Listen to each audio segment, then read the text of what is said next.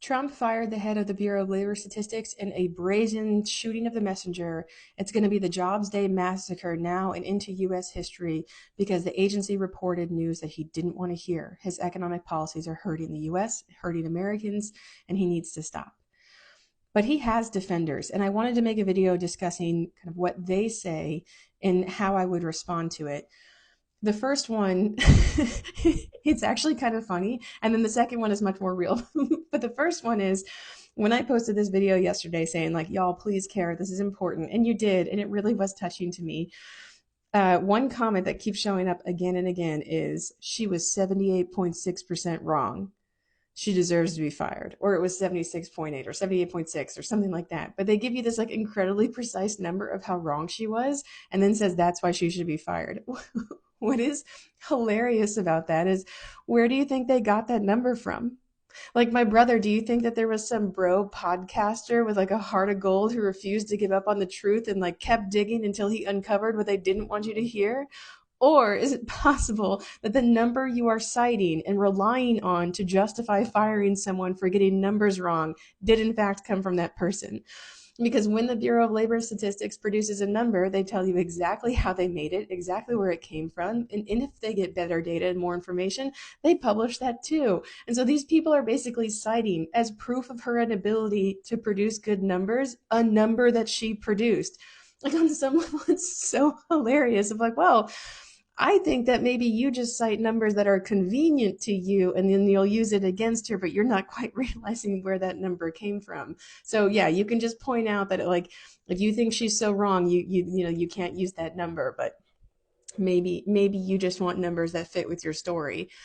That's part one. I think the second part is that there are legitimate problems at the Bureau of Labor Statistics, and rather than help the Bureau and help the American economy by making sure we have reliable data, Republicans have used problems at the Bureau of Labor Statistics to attack them for political reasons.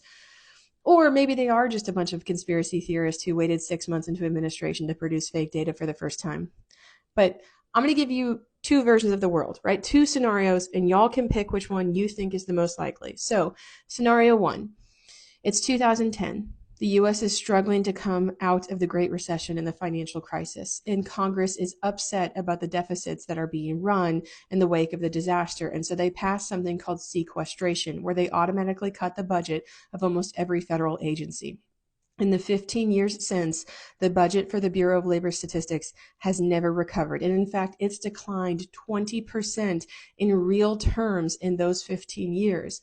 Former Obama appointed BLS commissioners, former Trump appointed BLS commissioners have taken to the airways, have published op-eds, and have warned you cannot expect the data to be perfect when you are not adequately funding the agency. We need to invest in statistical agencies.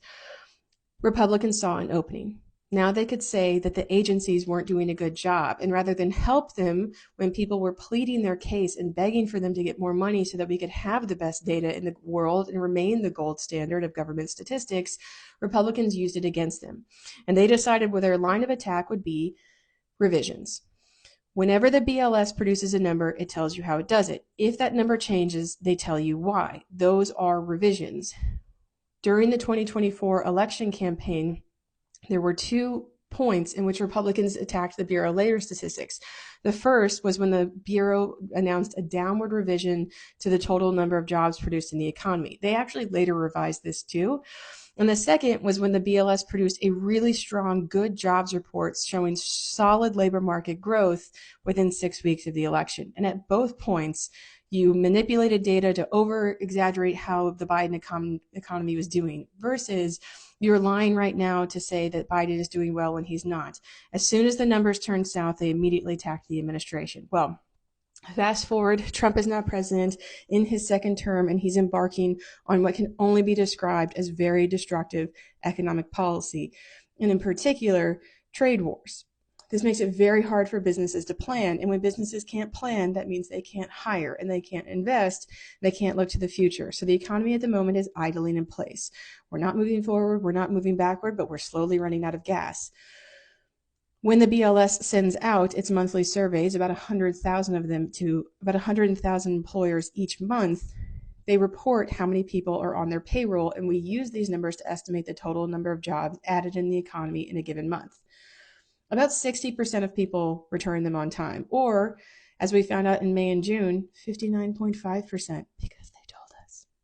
So, an agency that has been under duress for multiple years, who has been begging for better money, has been identified as one that is an easy political target for people who don't understand statistics or federal funding. And so when the bad jobs report came in, the bad jobs report that we all knew was coming, that you can feel if you've ever met someone looking for a job right now, you can feel if you work in a business and you can see orders tightening up, or you walk around your office and people saying we're going to have layoffs soon if things don't turn around. That bad jobs report we all knew was coming, it finally came.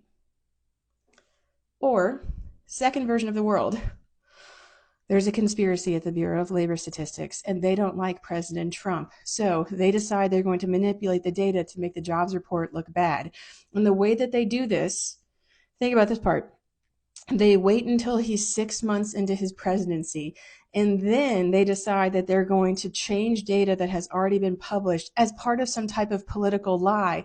And the way that they do it is the way that Republicans have previously attacked them before. So they have this line of attack that they know is thrown against them, and that's the way that they choose to manipulate the data, is through something that they already know Republicans hate and use as a conspiracy theory. But that was how they were going to attack the president, and they were going to do it anyway. And she sits at the top of this conspiracy theory, and that's what happened. Y'all, which version of the world do you live in?